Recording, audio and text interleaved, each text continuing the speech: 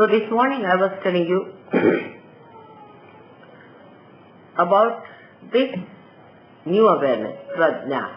Jna means the knowledge and pra means the awakened knowledge, which comes out of meditation, sustenance of meditation,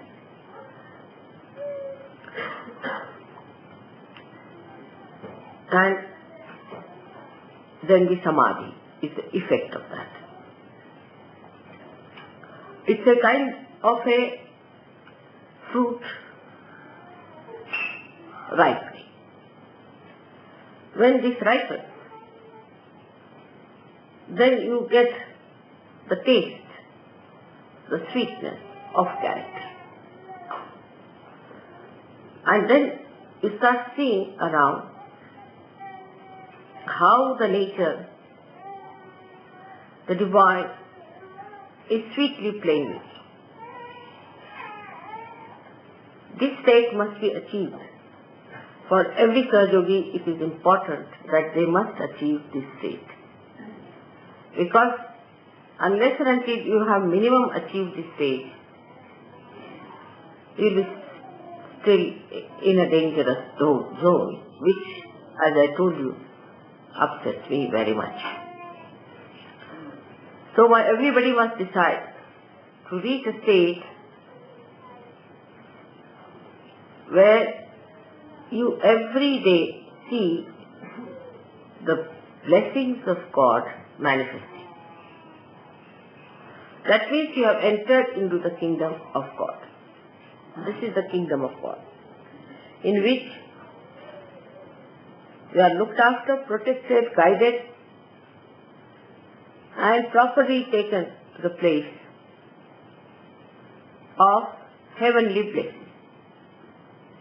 Through material manifestation, through mental manifestation, through financial manifestation, through relationship manifestation, through so many things. And also the natural manifestation by which you see the sun, the moon, the stars, the heavens, and all the 5 elements help you. This state all of you must achieve. All of you, again the word is all of you should achieve. And then only the higher ascent works out.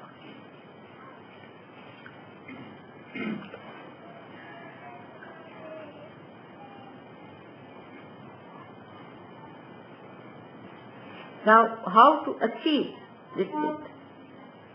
This is a common question.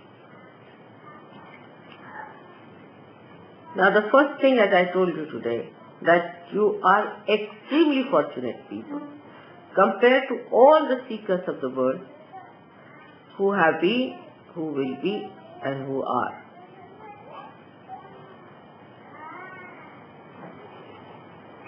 Because so many things are which were used by seekers to overcome, you don't have to overcome. For example, they used to meditate, say, on some name of God. And the attention would go on, say, repeating the name of, praying to that God, or thinking about that God and all that. But the whole thing would be mechanical. And always they would jump into some sort of a low type of a siddhi, so-called, means they get possessed. Those people who start taking the name, say, of Rama, you have seen so many of them. They start jumping and they start behaving in a funny manner. So the attention, instead of becoming concentrated, would become extremely disturbed, very disturbed. And a funny attention, wobbly. And when they became wobbly, and a kind of a left-sidedness came into them, They would go on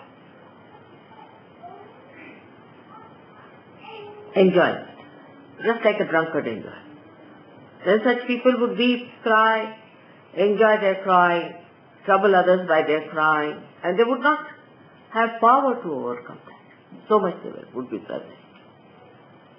Then another kind who, let's say, ambitious people, like we have many scientists and this kind of people, ambitious people, they will get auto-hypnotized. Thinking knowing of themselves, behaving in the most stupid manner. And also they would get possessed. And you can see people like Hitler and also so many of these people today who are ruling the world, supposed to be in democracy or say communism or anyway, most of them are actually the despots.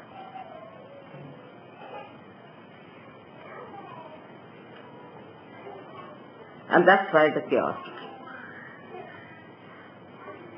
And a theme like nationalistic spirit or something like that, they would develop. And try to take the advantage of people's right-sidedness and involve them into wars and all sorts of destructive things. This kind of attention is possible for people who think they are very great, say Hindus, Christians, mostly they are warring people. Muslims, nowadays the Muslims are all warring, imagine, among themselves. That's the best part of it. And the Christians are all warring among themselves. And the Hindus are all warring among themselves. And there are only two nations where there is Hindu majority, so-called. One is Nepal and one is India. And all the time they are quarreling. There's not one day passes without hearing some news of some sort of a quarrel.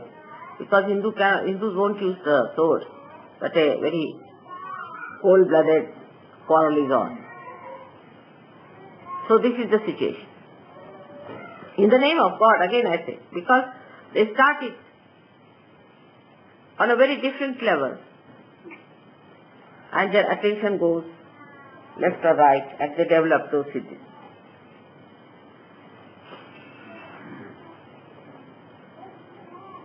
So what have we to do? First of all, by God's grace, as I told you, you all are realized people, so your ascent is made in the center, which is a very, very difficult thing. Absolutely difficult, no doubt. But you should learn to keep in the center. But how to keep the attention in the center is the problem for many people who are still not above themselves.